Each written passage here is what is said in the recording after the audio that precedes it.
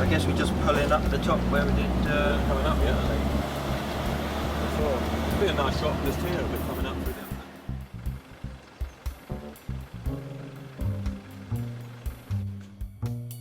We used a Panasonic DVX100, a professional camera affordable to the masses. The camera combination of Leon and the Mediterranean was fantastic. We had a screening at BAFTA, and the projectionist said our film looked beautiful, as good as the 16mm film they'd shown the night before.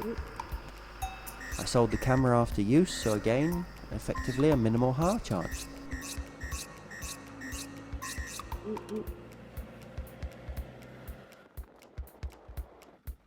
I also bought a Cine Saddle, basically a clever bean bag that enables you to attach the camera virtually anywhere. This bit of kit I've kept. I can't recommend it enough. It worked way better than far more expensive mounts, and Leon used it whenever possible. The whole cost of the stock for the film cost in film terms absolutely nothing, maybe £300, being DV tapes. And we got loads of footage, getting close to documentary type ratios, 44 hours of footage for an 83-minute film. Wow, that was a lot of editing. On the way back we met Mike Gilfillan and David Saville to shoot his scenes and do the aerial shots. David came through recommendation. He obviously has a fine career on stage, TV, etc., and we were so lucky to get him. It was one of my most enjoyable experiences working with him. Mike is a many times champion acrobatic remote-controlled helicopter pilot and entertained us with a display. He's establishing himself as an aerial cameraman.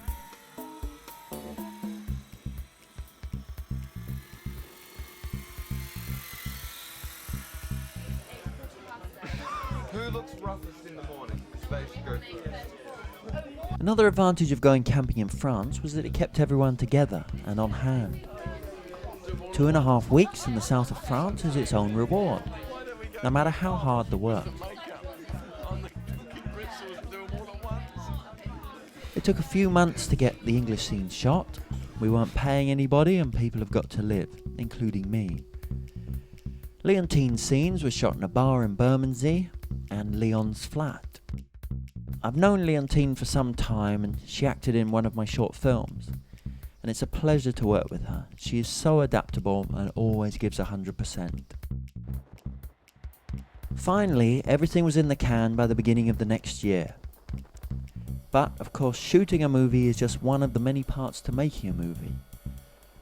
Thanks to the amazing democratizing effect of digital media, the film was edited. Here in my tiny flat in the Elephant and Castle. It's possible to grade the film, clean up the sound. You can go through every waveform, taking away noise or enhancing what you like, compressing, equalizing. The picture can have its blacks crunched, a yellow tint added to give a feel of memory and sunshine, a huge range of possibilities. And who knows what the future holds. I now live in Thailand and work as a dive instructor, and I'm pursuing my next film, an animated sci-fi, all of which I do here from my skinny laptop.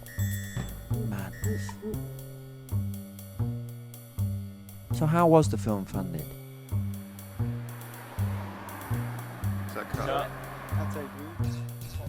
Well, it's only no money in film terms. To shoot the film cost £6,000 or £7,000. Chicken rotisseries, pasta, wine and cheese all went a long way with DV tapes and sunshine. Agent Cody Banks too paid for most of that. But a local fisherman gave us these two people. Get off my brother, would you? Hey, I'm loving this.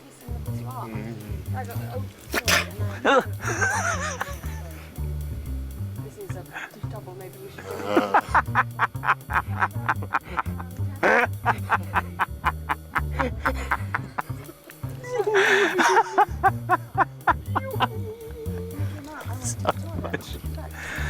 Oh dear. I worked throughout the shoot summer on Agent Cody Banks 2, taking as much overtime as possible, building log cabins in a park near Pinewood Studios.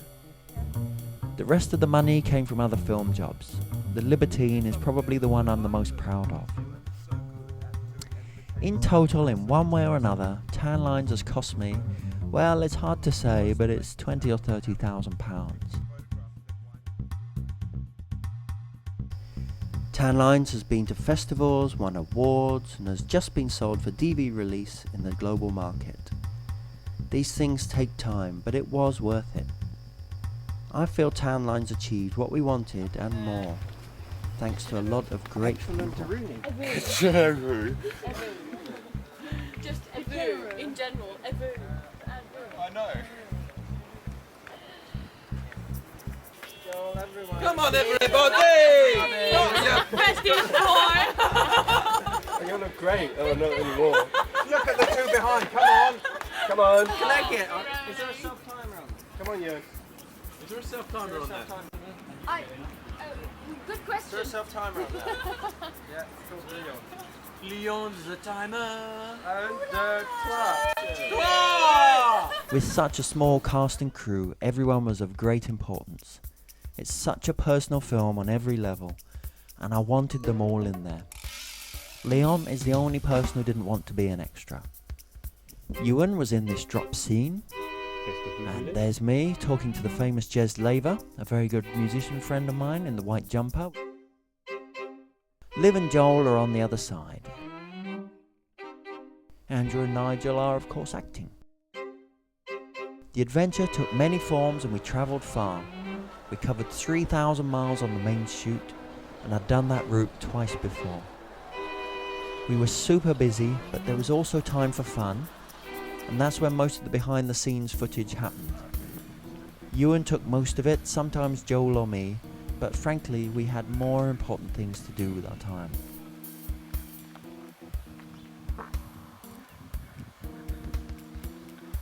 Horrible smell of boys. What's that? Sound man, that's quite shocking. Look how he's laughing. So you've missed out on seeing the soap opera aspect to any film shoot. But hey, we can leave that to your imagination. And instead hope that this story has helped someone out there in some way with their own project.